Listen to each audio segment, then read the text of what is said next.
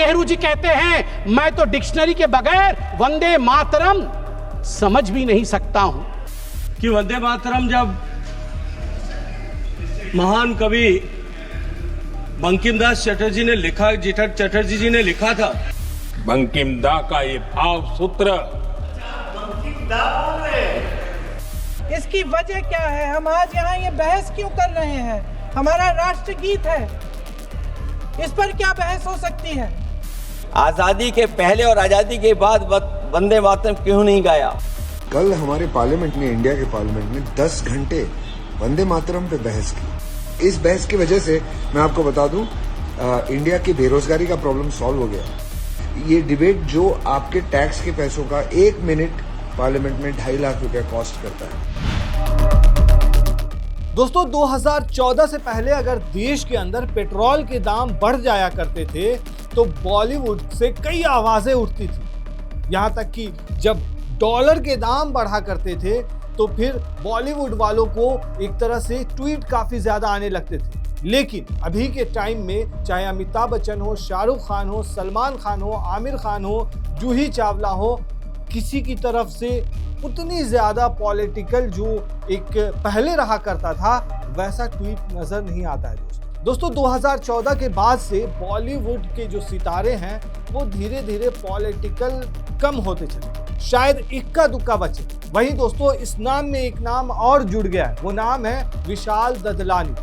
दोस्तों विशाल ददलानी ने एक छोटा सा वीडियो जारी किया है, लेकिन उस छोटे से वीडियो में बहुत बड़ी बात कह दी है। लोग तो ये तक कह रहे हैं दोस्तों कि ये बॉलीवुड वालों को इनसे ट्यूशन लेना चाहिए कि मुंह कैसे खोलना है, अपनी जुबान से शब्दों को कैसे निकाला जाता है।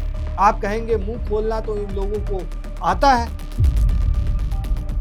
लेकिन दोस्तों अब बंद हो चुका है ना।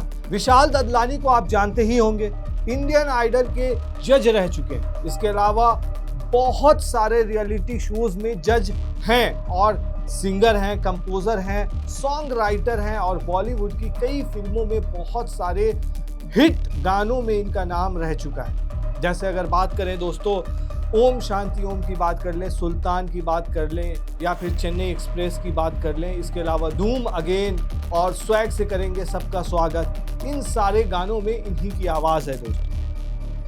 मतलब सिंगर भी हैं, सॉन्ग राइटर भी हैं और तो और कंपोजर भी हैं। इन्होंने एक छोटा सा वीडियो पोस्ट किया है, कुछ सेकेंड का छोटा सा वीडियो दोस्तों अमिताभ बच्चन, शाहरुख खान, सलमान खान, आमिर खान, शिल्पा शेट्टी, जूही चावला, अक्षय कुमार सबको लाइन में खड़ा कर देता है। दरअसल दोस्तों सिंगर विशाल ददलानी ने जो अभी राजनीति चल रही है उस पर तगड़ा तंज कसा है। क्या कहा है पहले आप वो सुनिए। कल हमारे पार्लियामेंट ने, इंडिया के पार्लियामेंट ने 10 घंटे वंदे मातरम पे बहस की। वंदे मातरम जो कि एक बहुत मशहूर और चहीता देश गीत है जो कि बंकिम चंद्र चटर्जी ने लिखा है। लोग इसे बहुत चाहते हैं। इस पे बहस हुई पार्लियामेंट में और इस बहस की वजह से मैं आपको बता दूं, इंडिया की बेरोजगारी का प्रॉब्लम सॉल्व हो गया, इंडिगो वाली प्रॉब्लम सॉल्व हो गई है, एयर पोल्यूशन की प्रॉब्लम सॉल्व हो गई है। इमेजिन 10 घंटे एक पोएम पे डिबेट हुई है। इन बातों का जिक्र तक नहीं हुआ, लेकिन ये बातें सब इस डिबेट की वजह से सॉल्व हो गई हैं। ये डिबेट जो आपके टैक्स के पैसों का 1 मिनट पार्लियामेंट में 2.5 लाख रुपया कॉस्ट करता है, 10 घंटे मतलब 600 मिनट, काउंट कीजिए। दरअसल दोस्तों संसद के अंदर बहस हुई थी वंदे मातरम के ऊपर। इसी को लेकर उन्होंने बहुत तंज वाले अंदाज में कहा कि क्या कई सारी समस्याएं ठीक हो गई होगी, भारत में बेरोजगारी खत्म हो गई, महंगाई कम हो गई, वायु प्रदूषण ठीक हो गया, इंडिगो की दिक्कत भी ठीक हो गई। साथ ही उन्होंने पूरा बताया संसद में 1 मिनट का खर्च 2.5 लाख रुपए आता है और 10 घंटे वंदे मातरम पर बहस हुई, मतलब 600 मिनट बहस हुई। 15 करोड़ रुपए खर्च होने के बाद शायद ये सारी समस्याएं हल हुई हो। दोस्तों इस तरीके से उन्होंने तंज किया है। दोस्तों विशाल ददलानी ने ये तक कहा कि 15 करोड़ में ये सारी समस्याएं क्या हल हो गई हैं। दोस्तों आपको बता दें कि वंदे मातरम के 150 साल पूरे होने पर संसद में इस पर चर्चा हुई। सोमवार को ये बहस लोकसभा में हुई और मंगलवार को राज्यसभा में। लोकसभा में बहस की शुरुआत प्रधानमंत्री नरेंद्र मोदी ने की थी, वहीं राज्यसभा में गृह मंत्री अमित शाह ने अपनी बात रखी। इसके साथ ही कांग्रेस अध्यक्ष मल्लिकार्जुन खड़गे और कई अन्य दलों के नेताओं ने भी इस चर्चा में हिस्सा लिया। वहीं इस मामले को लेकर के काफी ज्यादा बवाल भी मचा, क्योंकि वेस्ट बंगाल के अंदर में चुनाव होने वाला है, जहां पर प्रियंका गांधी ने कहा कि इस पे चर्चा इसलिए हो रही है क्योंकि बंगाल में चुनाव होने वाला है। वहीं AIMIM सांसद असदुद्दीन ओवैसी ने कहा कि भारत इसलिए आजाद हुआ क्योंकि हमने मुल्क और मजहब को एक नहीं बनाया। उन्होंने सरकार से कहा कि वंदे मातरम को जबरदस्ती थोपना संविधान के खिलाफ। क्या वंदे मातरम अब वफादारी की परीक्षा बन गया है?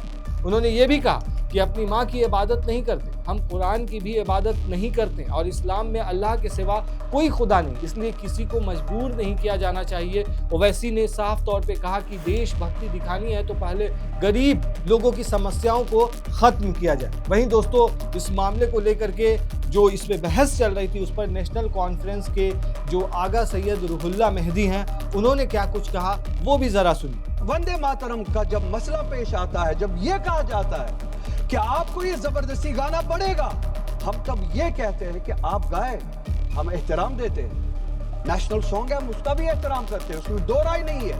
आप गाएं, हम एहतराम के लिए खड़े हो जाएंगे, मगर आप ये चाहेंगे कि हम भी गाएं, मुमकिन ही नहीं है, हो ही नहीं सकता है।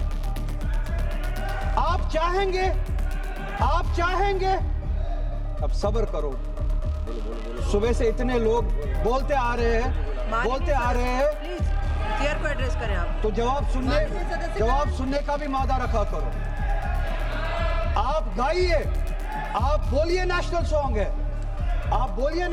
है, कोई दो राय उसमें नहीं है, मगर हम पे थोपिए मत। दोस्तों वही विशाल ददलानी ने जो बात कही है उस पर आप क्या कहते हैं हमें कमेंट में जरूर बताएं।